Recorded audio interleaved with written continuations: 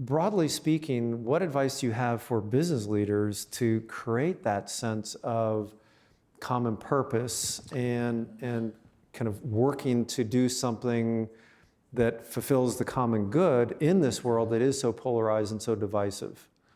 I think it's huge.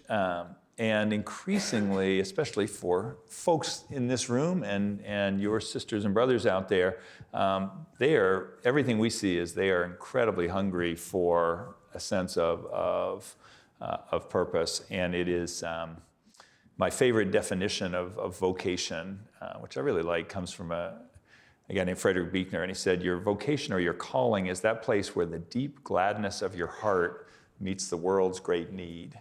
Where the deep gladness of your heart meets the world's great need. And that could come in a whole bunch of different ways.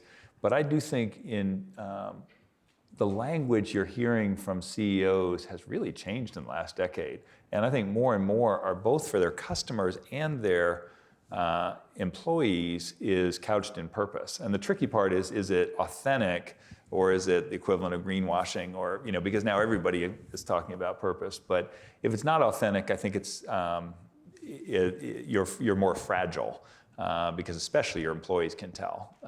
Do your behaviors and values actually get lived out in the messiness of day to day? But I do think there is more that way, and I think it is very personal. But I do think every business needs to be able to articulate values